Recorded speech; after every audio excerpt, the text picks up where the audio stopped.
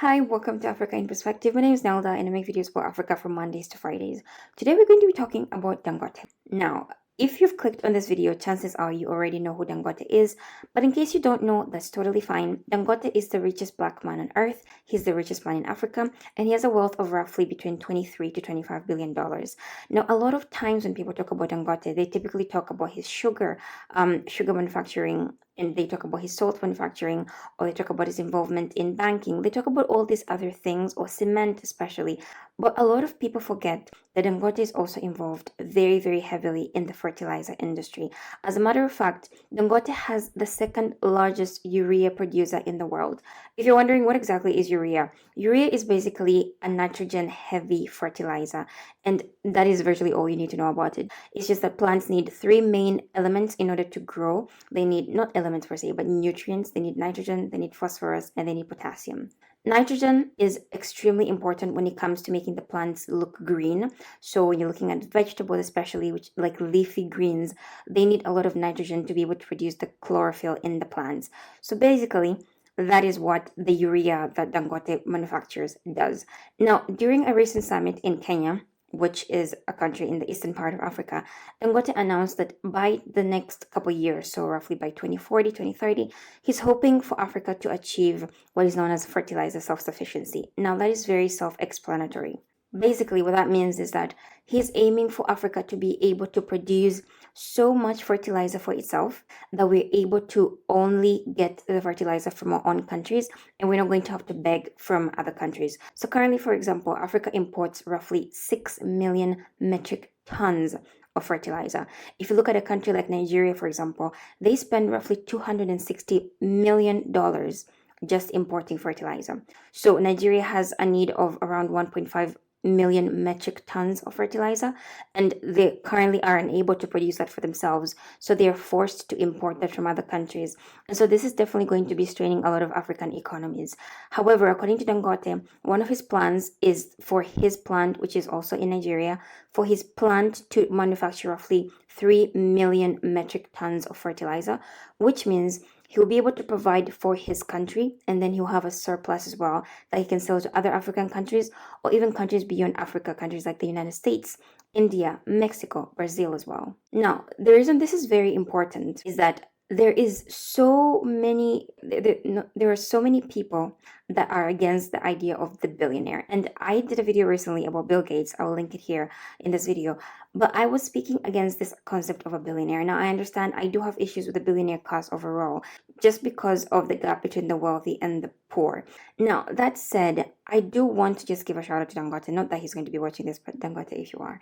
But the thing is, I think one of the reasons Dangote has become very successful in Africa is because he's actually solving real issues that his people are facing.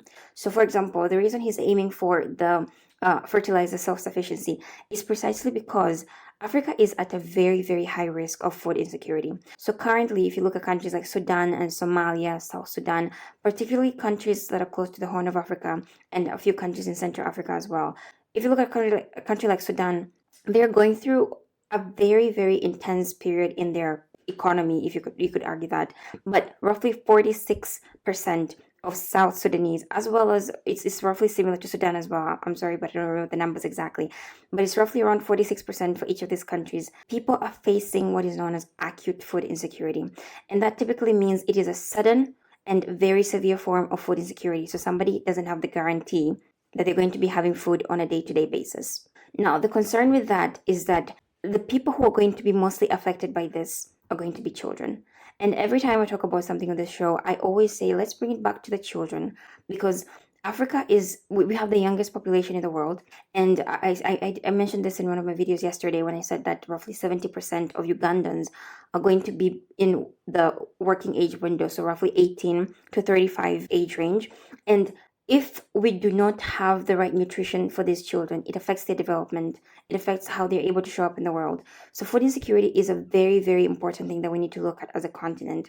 And so by Dangote saying, hey, we're actually going to contribute to curing food insecurity in the continent by making sure that we have enough fertilizer, you may be wondering, what exactly does fertilizer have to do with food insecurity?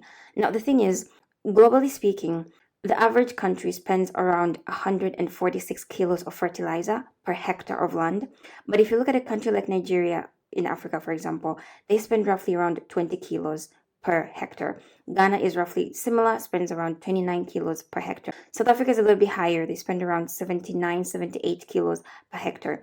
And the thing is, typically in the past, we were able to grow massive plants. We were able to have high crop yields before fertilizer, particularly inorganic fertilizer.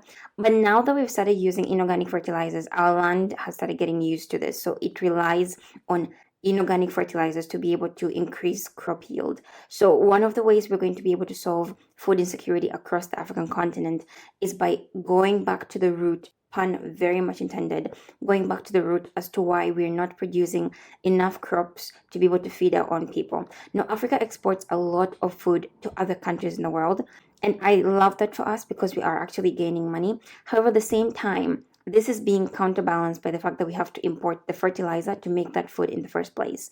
And there's still people dying on our continent. So I love so much what Dangote is doing here, because the plant, this has been a plan going in for a very long time. And he eventually decided to actually launch the plant in 2022, which is a key strategic moment as well, because Russia and Ukraine, they've been fighting for the last couple of years. And Russia was a key exporter of fertilizer as well.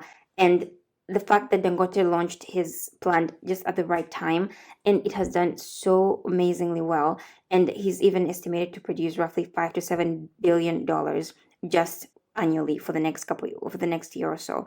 And so that is really good, because he's even looking at expanding his fertilizer plant to possibly include a plant in Ethiopia. So that is really positive. And again, we're not talking about the fact that he's a billionaire today. You could argue about the ethics, the morality of billionaires.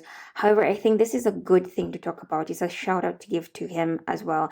And it's a good path to follow for anybody else who's in this space, in the agriculture space, because he's actually solving real problems, and I think he needs to be commended for that. So hopefully that is useful for you today. It's a very brief video just to let you know about the plans that he has for his fertilizer plant.